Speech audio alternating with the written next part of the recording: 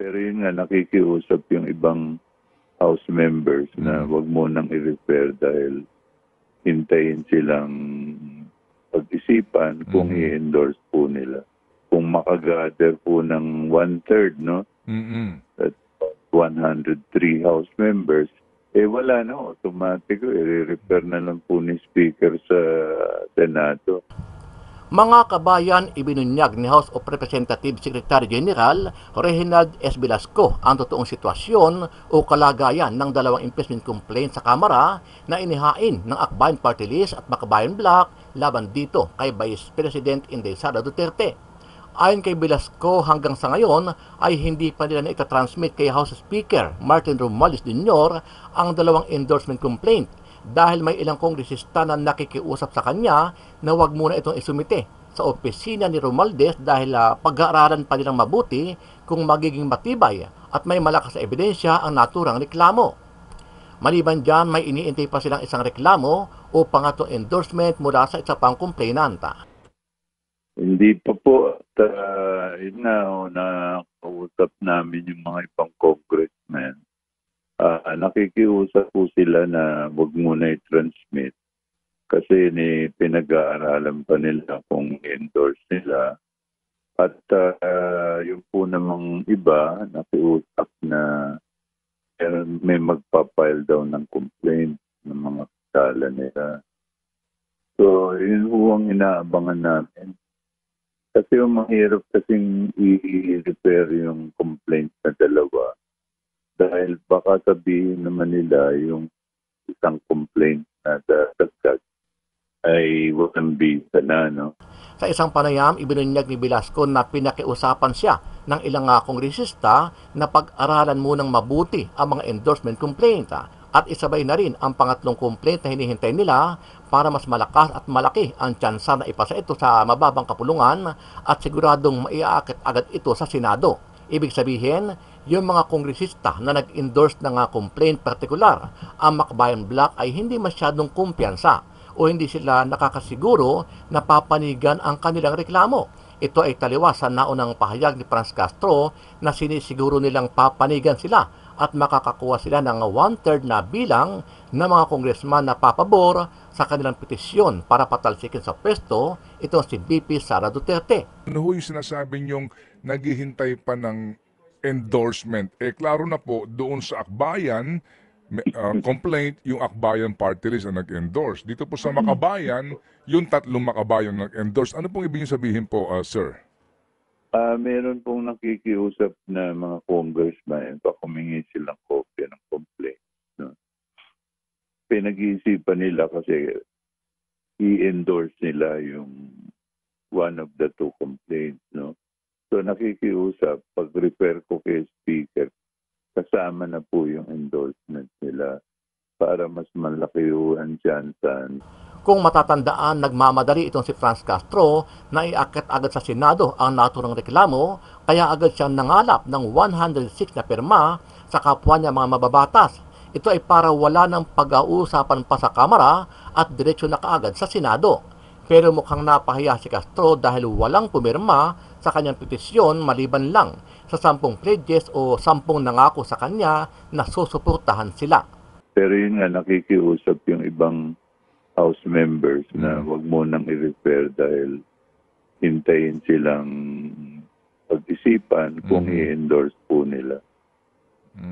Maganda kasi pag-refer mo kay Speaker, more than 1 or more than 3 yung nag-endorse. In fact, kung makagather po ng 1/3, no? At 103 House members, wala na, automatic, i-refer na lang po ni Speaker sa Senado. Ano ang masasabi mo dito, kabayan? Sa iyong palagay, kung sakaling maging 3 na ang impeachment complaint laban dito kay VP Sara, papasa na kaya ito sa Kamara at aaprubahan na kaya ito ng Senado? Sama-sama nating panuorin ang buong video at pakicomment nyo po ang inyong mga reaksyon at sariling opinyon. Pero bago yan, sa mga hindi pa po nakasubscribe sa ating channel na Kabayan News PH, pakipindot po ang subscribe button at pakiclick na rin ang notification bell para lagi kong updated sa mga bagong upload natin na legit at napapanahong balita. Maraming pong salamat. Ipaalala na ang pakikialam ng mga mambabatas sa departamento at mga sangay ng gobyerno ay labag sa batas at labag sa konsensya ng tao. Dismayado si Senator Amy Marcos sa pagbabawas ng pondo sa lehitimong proyekto sa 2025 proposed budget para bigyan daan ang ayuda para sa kapos ang Kita o AKAP program. Dahil dito, hinimok niya ang kapatid na si Pangulong Ferdinand Marcos Jr. na reviewin ang budget bago ito lagdaan. Binanggit din ng senadora na kasama sa binawasan ng pondo ay ang Pantawid Pamilya Pilipino Program o 4Ps kung saan tinanggal ang 50 billion pesos na mag-iiwan ng 4.4 million para sa mga mahirap na pamilya na walang tulong. Nananawagan ako sa aking kapatid, ang ating mahal na Pangulong Bongbong, na kung mahina ang aking boses na mag-isa, ngayon nawa ay marinig mo at sama-samang sumamo ng taong bayan.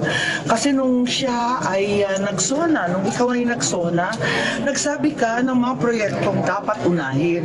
Ngayon sinusuway ka na ng mga ilang tao na akala mo siguro makakabuti para sa atin at para sa bayan. Pero nakita naman natin na eto nga at nakikiusap ako na sana pakitutukan mo ang issue ng pondo at ng budget at ipaalala na ang pakikialam ng mga mambabatas sa departamento at mga sangay ng gobyerno ay labag sa batas at labag sa konsensya ng tao. Section, ito nga po, yung una pong impeachment complaint, tama po natanggap ng inyo pong opisina December 1, yung ikalawa naman po ay December 3. Ano na po ang update dito? Ito po ba'y na-verified na at na-transmit na po kay House Speaker? Hindi pa po. At yun na kausap namin yung mga ibang congressmen. Nakikiusap po sila na wag muna i-transmit kasi pinag-aaralan pa nila kung endorse nila. At yung po namang iba, nakiusap na may magpapile daw ng complaint ng mga kasala nila. So, yun po ang inaabangan namin. Kasi yung mahirap kasing i-repair yung complaint na dalawa.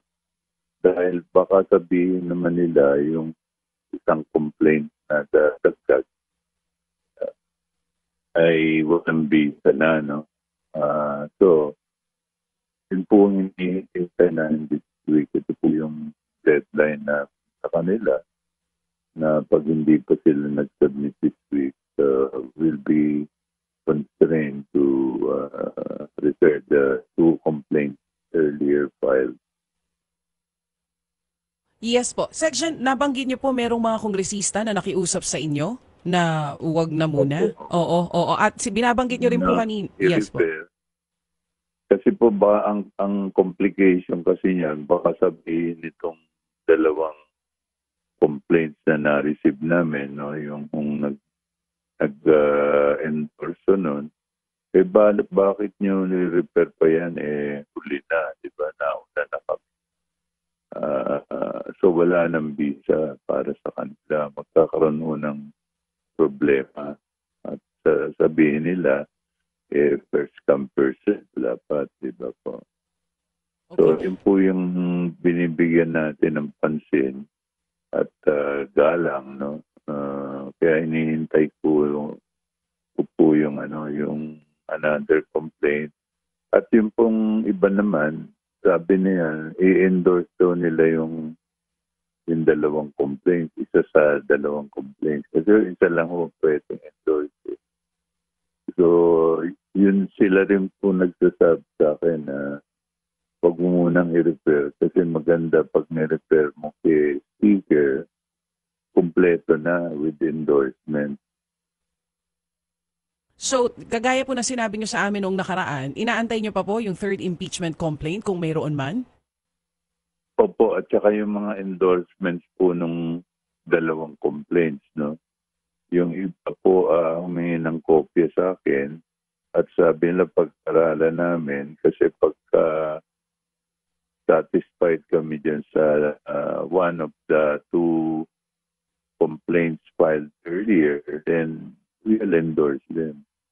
In fact, nakakuha na ako na konting endorsements yung Makabayan Block kung nireport nila.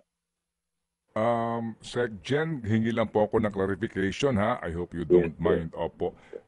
Endorsement, hindi ho ba under the rules po ng Kamara, yung pong verified complaint, ano po, ay maaari po na itong isang ganito pong uri ng impeachment complaint, isang member lang ang pwede mag-endorse, di po ba? Ano ho yung sinasabi niyong naghihintay pa ng endorsement? Klaro na po, doon sa Akbayan, complaint, yung Akbayan Party List ang nag-endorse. Dito po sa Makabayan, yung tatlong Makabayan nag-endorse. Ano pong ibig sabihin po, sir?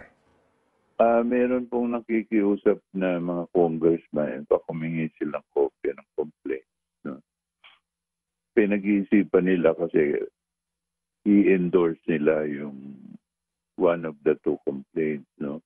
So nakikiusap, pag-refer ko kay Speaker, kasama na po yung endorsement nila para mas malaki yung tsansa na yung complaint na yun, yung naman napili nila, ay siya ng magiging complaint na i-refer sa Rules Committee on Rules. And then subsequently sa Committee on Justice. Bakit ho ba, sir, hindi pa pwede hong parehong sabay na itong verified complaint na ito isubmit sa House Speaker para sabay din po? Pwede po naman. Mm-mm. Pwede po naman. Pero yun nga, nakikiusap yung ibang House members na wag mo nang i-refer dahil hintayin silang pag-isipan kung i-endorse po nila. Maganda kasi pag-refer mo kay Speaker, more than one or more than three yung nag-endorse. In fact, kung makagather po ng 1/3, no? That's 103 House members, wala na, automatic, i-refer na lang po ni Speaker sa Senado. Hearing na matagal. Kasi po pag tinignan nyo yung time frame sa mga hearing na gagawin, hindi na po aabot kahit na hanggang next year. Kasi po, we have only a few remaining session days. So, Sec So, Jen... mabigat po yung trabaho ng section. Opo, we understand. So, Sec Jen, ganito po. Sino po itong nakikiusap sa inyo at para baga nagpapahintay pa na doon sa third impeachment complaint? Hindi ko masasabi yung pangalan pero they belong to both minority and majority. Kaya kailangan pakinggan natin sila. Hindi naman pwede yung baliwalain. Tapos nga po, pagka binaliwala natin, hindi nila in-endorse, wala po kung matapos yung complaints na yan within the limited time, no? Na makikita natin sa legislative calendar.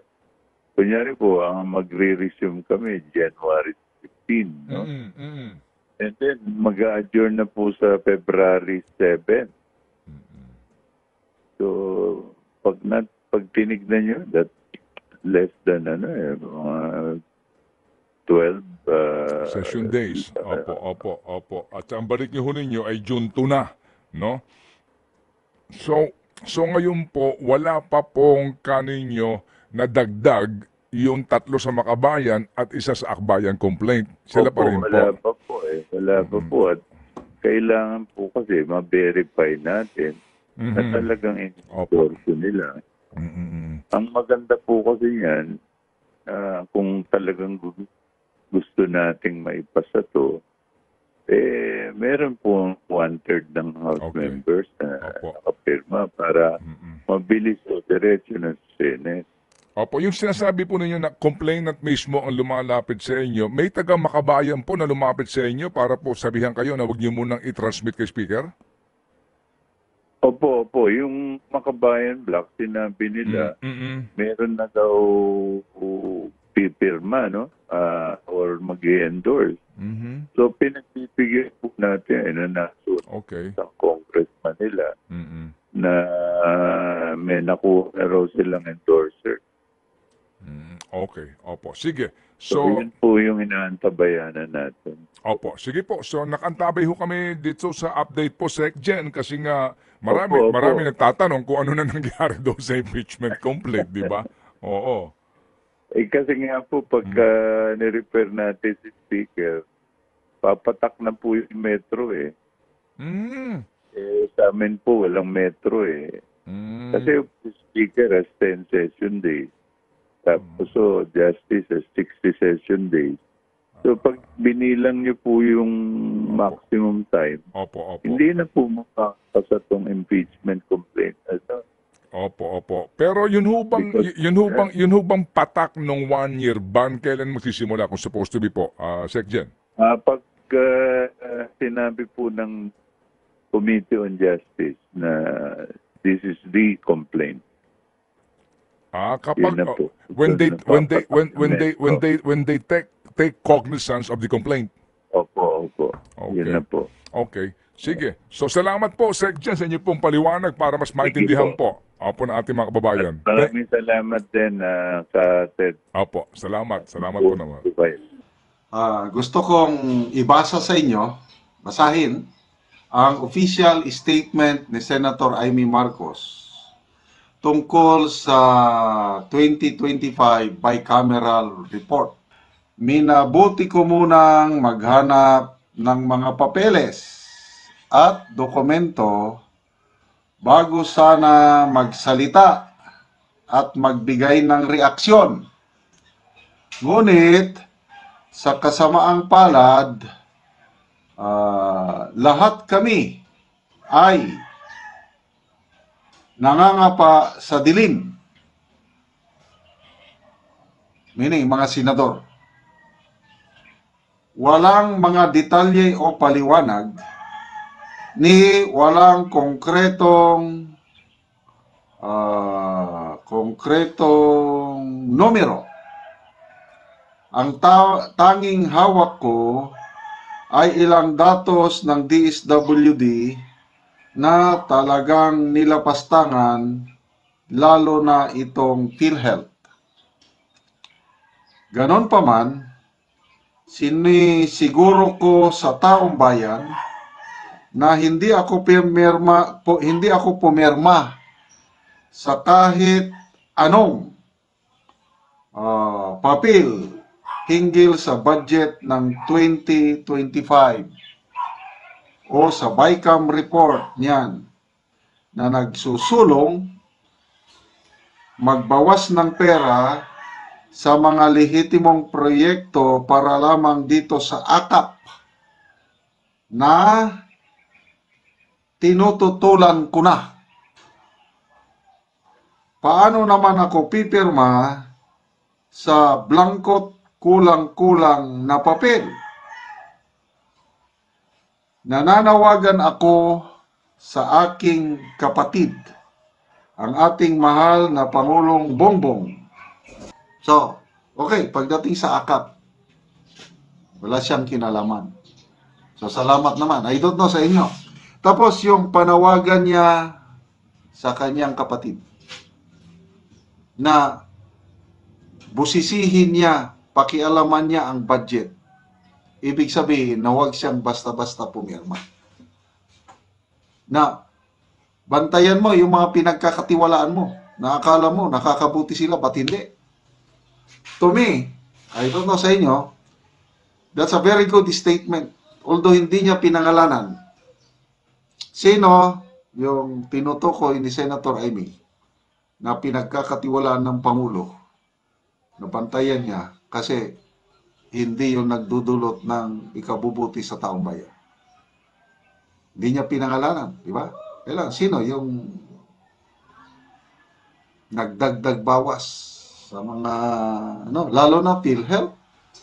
Grabe. Zero subsidy.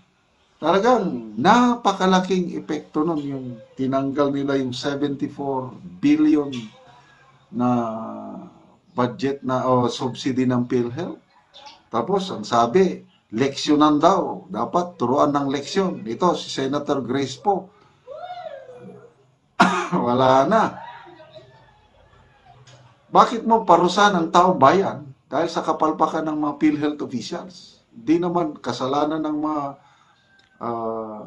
PhilHealth members, lalo na yung mga indirect contributors. So, salamat po, Senator Amy.